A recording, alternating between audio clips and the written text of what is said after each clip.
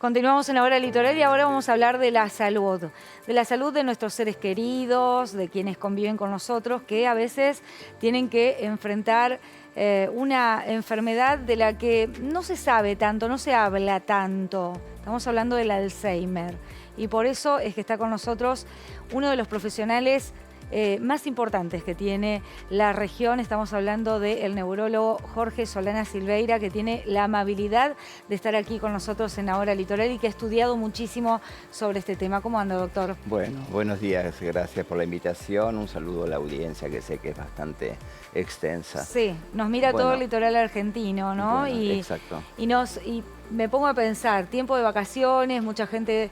Estamos hablando de que va a la pileta, de que está disfrutando y demás, pero también está esta realidad, ¿no? De que a veces tenemos un familiar que lamentablemente tiene Alzheimer y estamos en vacaciones y tenemos como más tiempo para estar con ellos y a veces resulta muy complejo, muy complicado saber cómo atenderlos, ¿no? Bueno, el transcurrir de la enfermedad de Alzheimer es un lento transcurrir a ir tomando desde la familia la aceptación de los cambios que va produciendo esta enfermedad en nuestro ser querido, ¿no es cierto?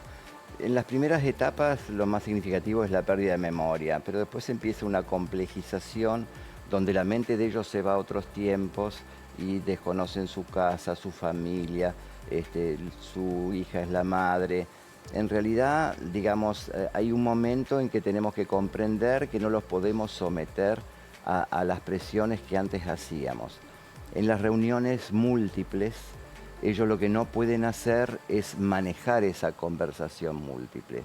Por lo tanto, a veces en una fiesta, en un cumpleaños, en un asado de familia, ellos tienden a aislarse porque justamente no tienen el manejo de la comprensión de lo que todos estamos habituados. Habla ella, él, todos juntos, y en la realidad lo que sucede es que tienden a aislarse. Por eso siempre aconsejamos en estos enfermos ver cómo se adaptan o no a esas formas que tenía tradicionalmente la familia, pero muchas veces en estos enfermos, en una reunión familiar, lo que aconsejamos siempre es que si ellos no participan, que haya una persona al lado de él como diálogo entre dos, y no someterlos a la presión de situaciones que no logran comprender. En cuanto a los viajes, en cuanto a las vacaciones, bueno, depende mucho de las personas, pero cuando a mí me preguntan, yo siempre les digo, bueno, prepárense, pues esto que hacían siempre es muy posible que lleguen a destino y la persona se quiera volver.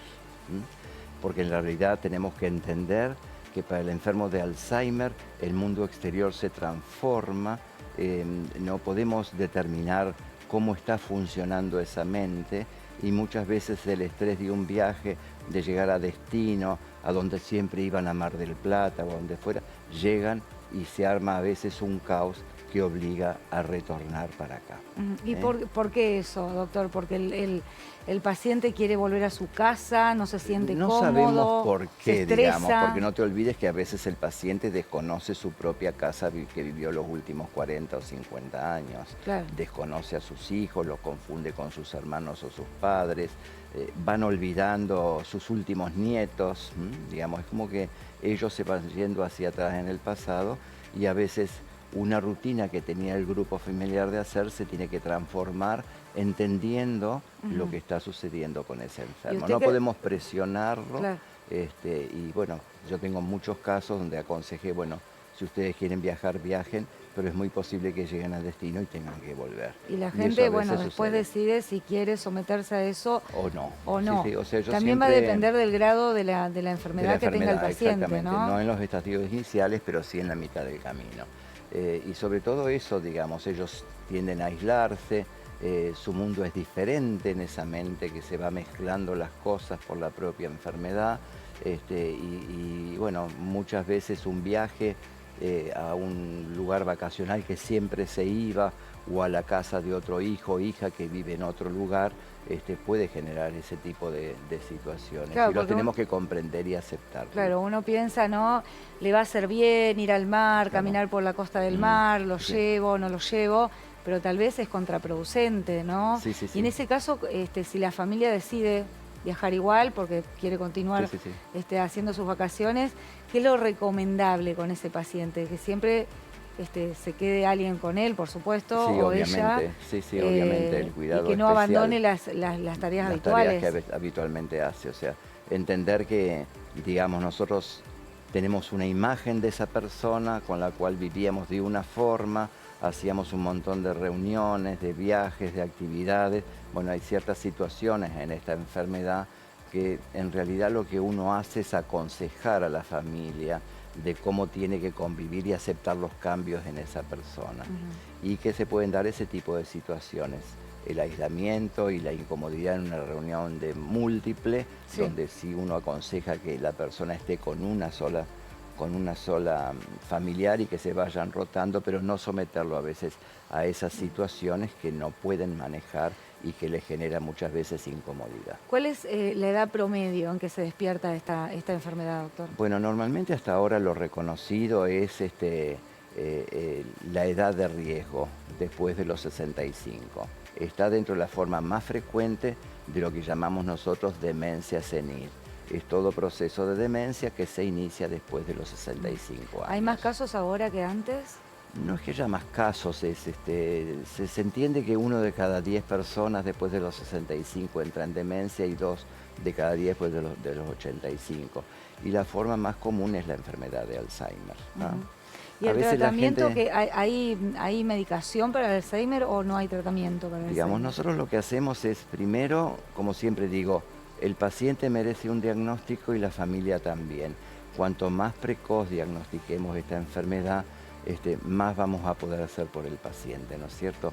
En realidad surgieron en los 90 los primeros medicamentos para la enfermedad de Alzheimer, que lo único que hemos logrado es de alguna forma enlentecer el proceso, pero no detenerlo y menos curarlo. Por lo tanto, siempre podemos hacer más por ese paciente y yo siempre digo por la familia, porque trabajamos todos juntos cuando hacemos un diagnóstico precoz. Lo que no podemos quedarnos con nuestro familiar es con el diagnóstico de demencia senil, porque demencia senil define la edad de inicio.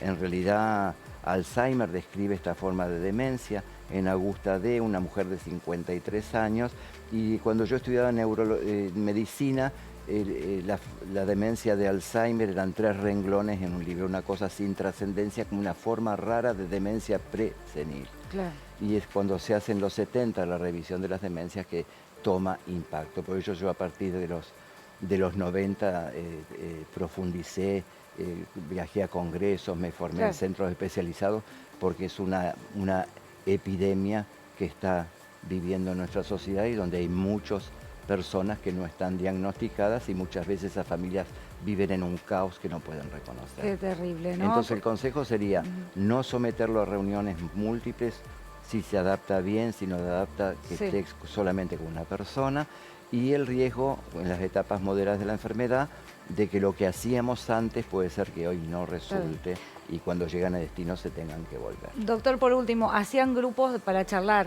este tema, me acuerdo en algún momento, no sé si eso continúa o si hay alguna forma de la gente que nos está mirando, que por ahí quiere contactarse con otras familias también, que por ahí puede servir, ¿no?, el testimonio de otras familias, de cómo se vive esta enfermedad. Nosotros empezamos con la licenciada Noemí Dalmolín y la fundación La Delfina, que la lidera la doctora Cresto y la doctora Busquiazo, y hicimos ya 2 reuniones iniciales el año pasado y proyectamos empezar estas reuniones a partir de marzo. Bueno. Son reuniones abiertas, justamente donde lo que buscamos es que cada uno cuente su historia y que en conjunto podamos construir la comprensión de la enfermedad, las distintas etapas y cómo aconsejamos a esas familias que se tienen que manejar. Bueno, en marzo vamos a estar dando cuenta entonces de la fecha de estas reuniones. Le agradecemos mucho a este prestigioso médico que ha destinado parte de su tiempo para estar aquí en Ahora Litoral con un tema complejo,